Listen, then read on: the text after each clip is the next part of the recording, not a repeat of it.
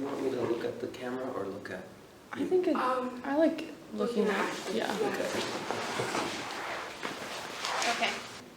I teach in Asia every year, so it's an opportunity every year to look at students on this side of the Pacific and on the other side of the Pacific.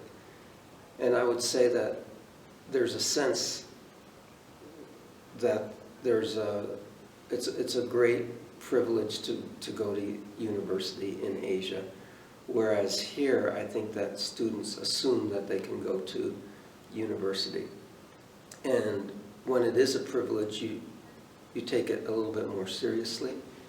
And I wouldn't say that students are brighter in Asia than they are here, but I would say that they take being able to go to a class a lot more serious.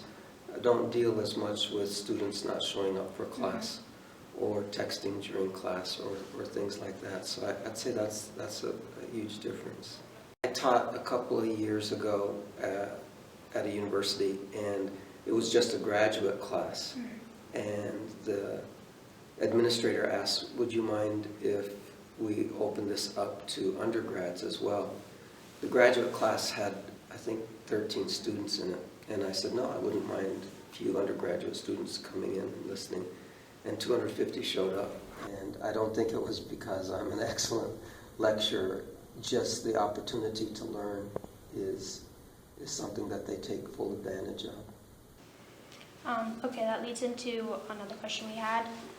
In your opinion, do you believe education is a privilege or a right? I think that it is a privilege, and I think it's becoming more and more a privilege because of how much it costs to go to university now in the United States. But I think that it shouldn't be seen as a right. If it's seen as a right, people begin to feel entitled. They believe that I'm paying money, and so I get to do what I want here. If I want to show up to class, I'll show up to class. If I want to read, I'll read. There's also starting to be a pushback even toward the rules that are set in a classroom in terms of the professor being able to give grades and so I think that when you see it as a right, there's this entitlement that comes into play. And in some ways, a demythologizing takes place when you see it as a right, whereas I think people used to see an education, a degree, as almost this attainment that you have, and now I don't think it's seen that way.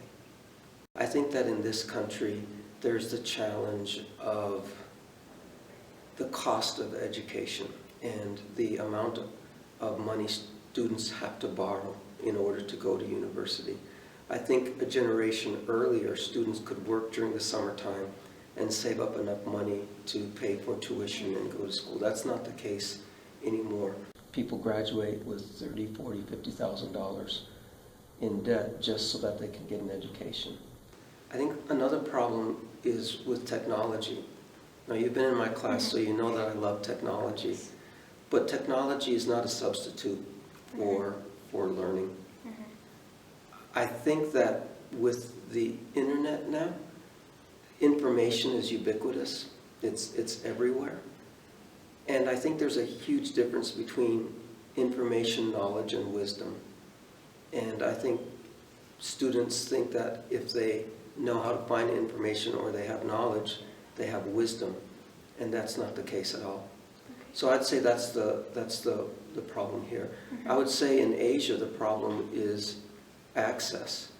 There are universities in India where there are maybe 100 openings for 50,000 students who apply for an opening.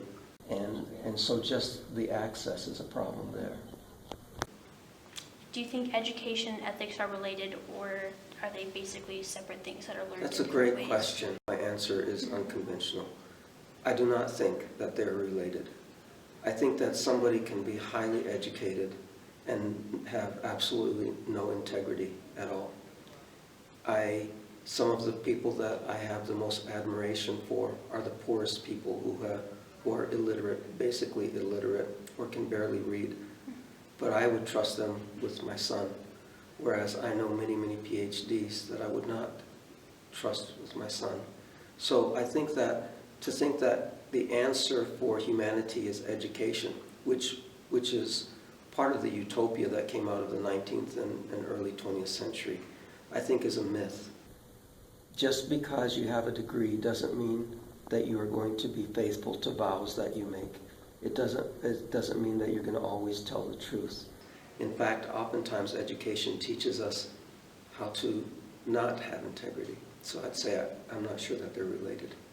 Okay. Do you think there'd be a way to make education and ethics more tied together? I think so. I think that one of the ways to tie them together is to begin by saying that education is not the answer for humanity. That humanity's problem is so severe that just learning and having information and knowledge does not necessarily lead to a life of integrity. It was Socrates who said that the unexamined life is not worth living. And I think that you can live a very examined life with education. If education teaches you that you're not going to become a changed person because you have more information or more knowledge. Rather, what you need to do is look at your own situation and the grace and mercy that is needed in order to have a life of integrity.